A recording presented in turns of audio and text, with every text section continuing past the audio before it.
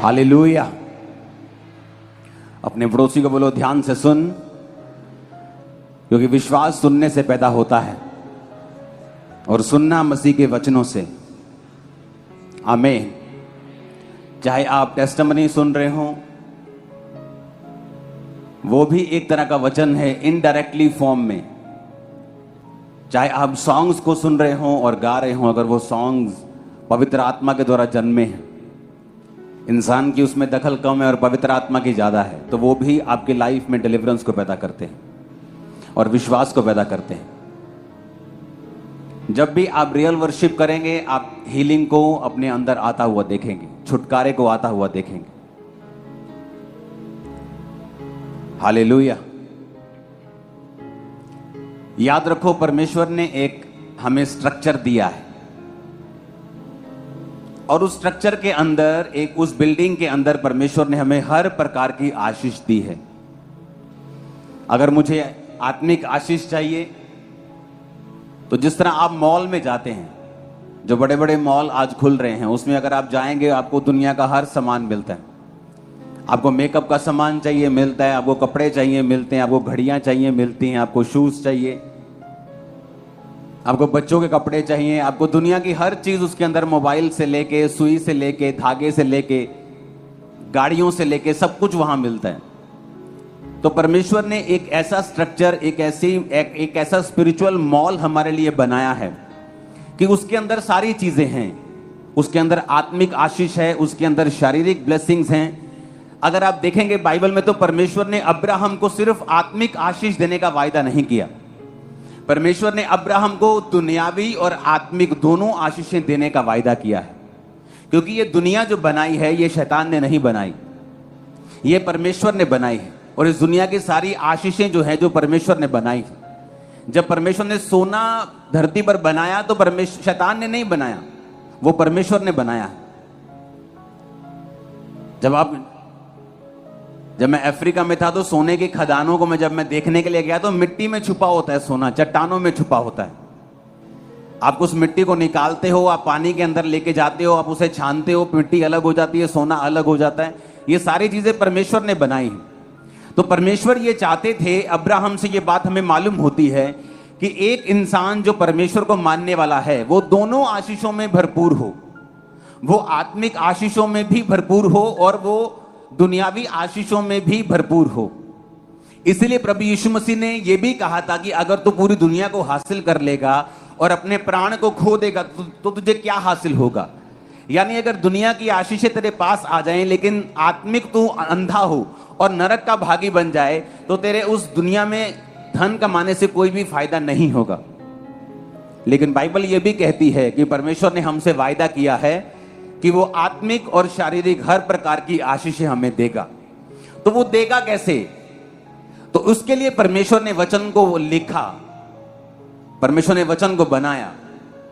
वचन में ये लिखा है कि परमेश्वर को क्या पसंद है, किस घटना के ऊपर परमेश्वर ने क्या रिएक्शन दिया, किस तरह से परमेश्वर नाराज हुआ, किस तरह से परमेश्वर खुश हुआ, किस तरह से लोगों ने बरकत पाई, किस तरह से लोगों ने अपनी बरकत को खोया। सब बाइबल में लिखा हुआ है। नहीं तो आज ये हजारों साल पुरानी जो पुस्तक है, हमें पढ़ने की जरूरत नहीं है।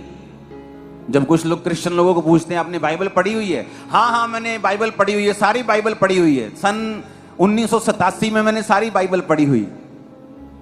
उन्हें यह समझ नहीं आता कि परमेश्वर ने वचन इसलिए लिखा है कि अपनी रोज की जिंदगी में हम इसे लागू कर सकें, और ये वचन ही हमारी हेल्प करता है, और ये वचन ही हमें रोशनी देता है कि हमें अपने बिजनेस में, अपनी हाउस में, अपने घर में, अपनी डेली लाइफ में हमें किस तरह से जीना है, किस तरह से हम जयवंत जीवन जी सकते हैं, सक्सेसफुल जीवन जी सकते हैं, बिना स्ट्रेस, बिना स्ट्रगल के भी हम अपनी लाइफ को बिता सकते हैं। ये सारा कुछ वचन में लिखा हुआ है।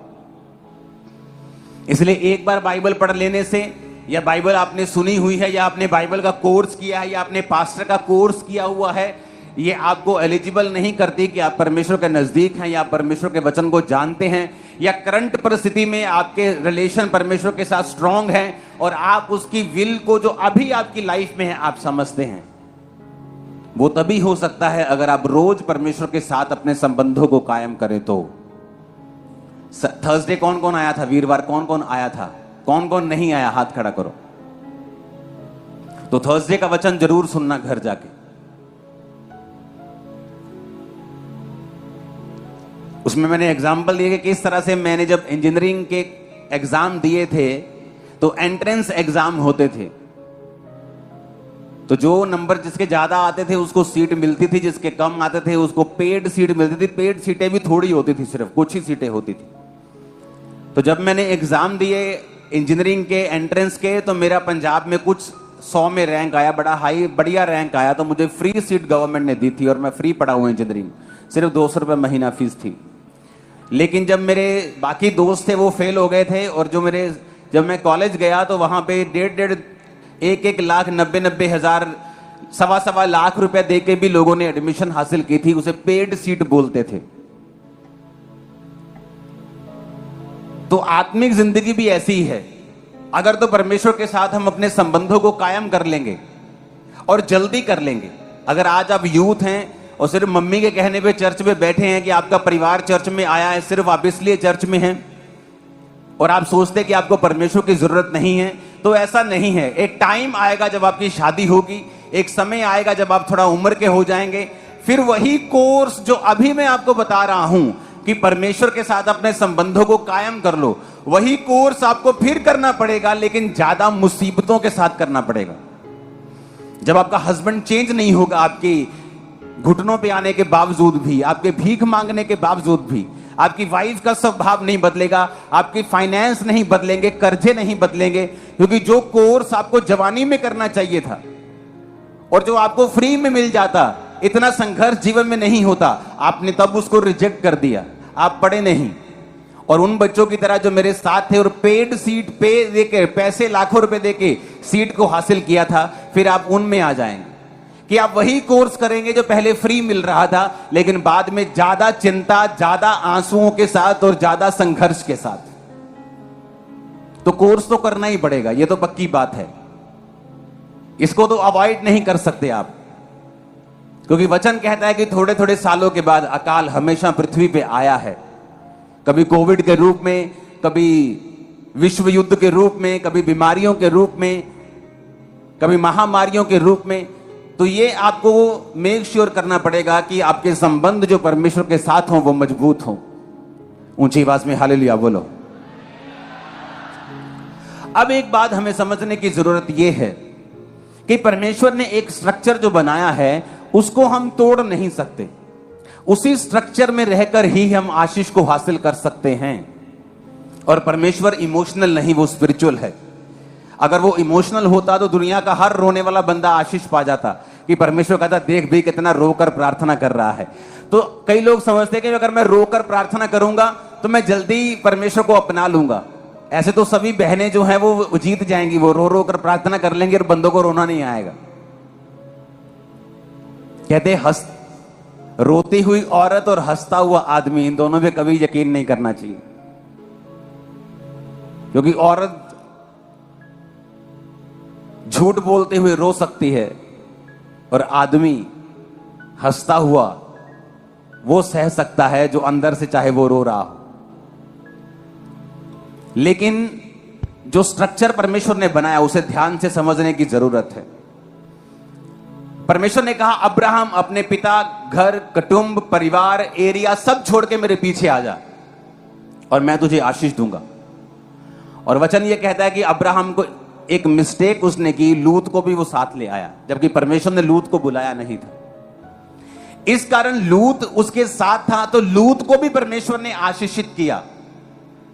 जब एक कोयला अंगीठी में चला जाता है, बलती हुई अंगीठी में चला जाता है, वो भी बलने लगता है, वो भी आग पकड़ लेता है और गर्म हो जाता है। और जब उस कोयले को आप अंगीठी से बाहर निकाल कर कहीं दूर रख दें, थोड़ी देर के लिए वो भी जलता रहता है, लेकिन वो उतना नहीं जल सकता जितनी अंगीठी में बाकी कोयले जल रहे हैं।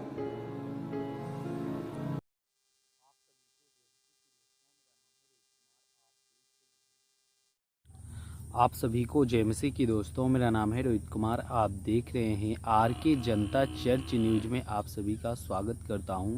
दोस्तों, आप सभी लोगों के बीच में लेके आ चुका हूं अंकुर नरूला जी की एक और सामर्थ्य से भरी और शक्तिशाली संपूर्ण से हर एक चीज़ से पूर्ण प्रार्थना लेके आ चुका हूँ। दोस्तों, जो कोई भी आज इस प्रार्थना को सुनेगा, प्रभु उसके जीवन के सारे दुख और तकलीफ़ों को, सारी समस्याओं को और सारी प्रॉब्लमों को दूर कर देगा। तो जितने मेरे मसीह भाई बहन हैं, आप सभी लोगों से कहना चाहता हूँ कि अगर आप लोग अंकुर नरूला जी की आज शाम की प्रार्थना नहीं सुने तो कृपया आज आप लोग सुन लेना। प्रभु आपके जीवन में बहुत बड़े काम करेगा, आपके जीवन को बदलेगा, आपके जीवन में आने वाली तमाम समस्याओं को बचाएगा और आप बहुत सारी संकटों से दूर हो जाएंगे।